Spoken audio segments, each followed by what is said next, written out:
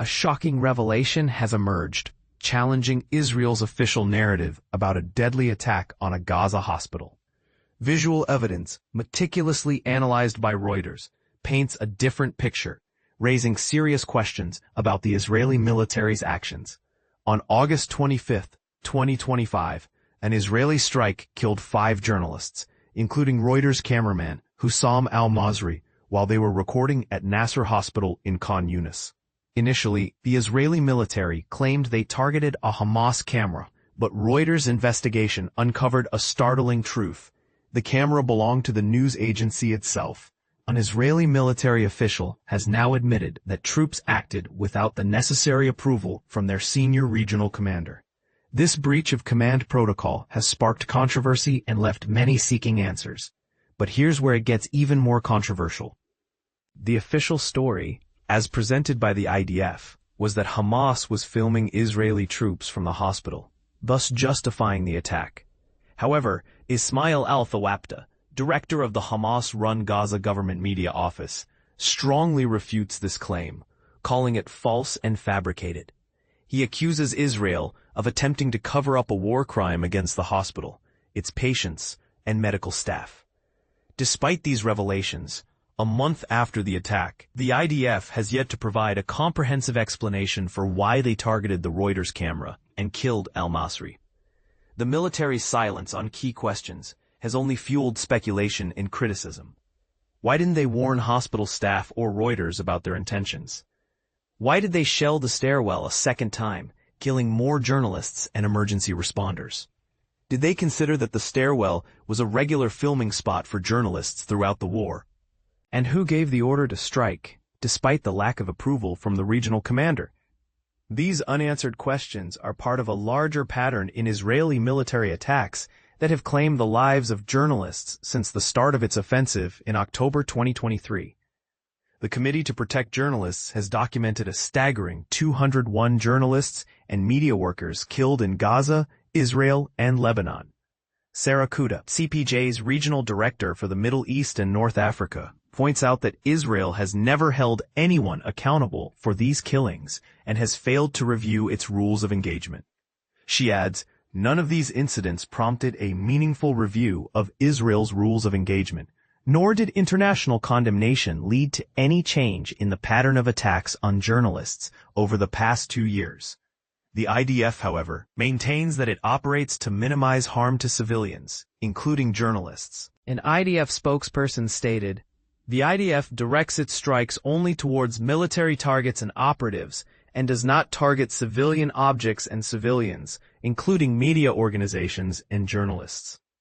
Reuters' investigation, which reviewed over 100 videos and photos from the scene and interviewed numerous witnesses, provides a detailed account of the attack. It confirms that Israeli forces breached the chain of command and that the targeted camera belonged to Reuters. The cloth covering al-Masri's camera, initially described as a towel by the Israelis, has become a focal point. Witnesses insist that only al-Masri used a large video camera on a tripod in that location, and that no one else covered their gear with a prayer rug. The eastern stairwell of Nasser Hospital, where journalists gathered throughout the war, was damaged in the attack. This spot, with its elevated vantage point, better visibility, and access to electricity, was a regular filming location for al-Masri and other journalists. "We thought the hospital was relatively safe," said Reuters Visuals journalist Mohammed Salem, who knew the victims well. "Everyone knew that journalists used this place daily." In the early days of the war, Reuters shared the locations of its teams in Gaza with the Israeli military to ensure their safety. However, after the deaths of many journalists in IDF strikes, Reuters stopped providing precise coordinates. Israel was fully aware that Reuters and multiple other news organizations were operating from Nasser Hospital. A Reuters spokesperson said, "Witnesses reported that IDF drones were present throughout the attack." About 40 minutes before the first tank strike, Reuters photographer Hatem Khalid noted the presence of a drone over the hospital. Dr. Ahmed Abu Abeid, injured in the second strike, said the drone hovered near the hospital entrance for over 10 minutes, recording and observing the scene. "They saw us and decided to hit us," he told Reuters. Attacks on hospitals, as legal scholars have pointed out, typically constitute war crimes.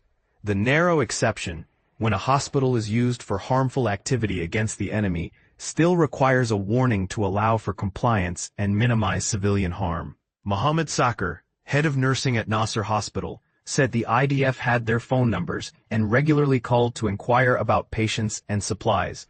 Yet no warning was given before the attack.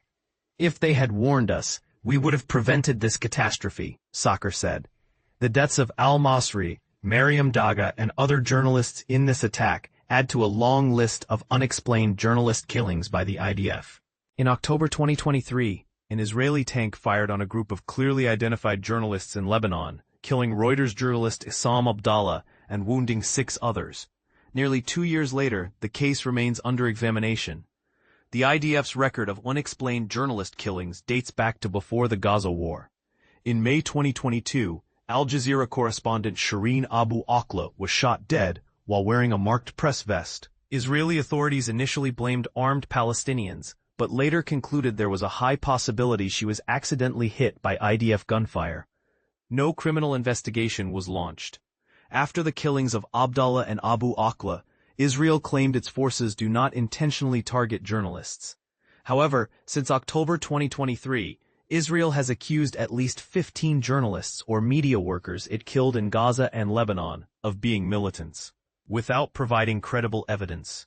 The military official who spoke to Reuters the day after the Nasser Hospital attack insisted that the IDF did not target the journalists.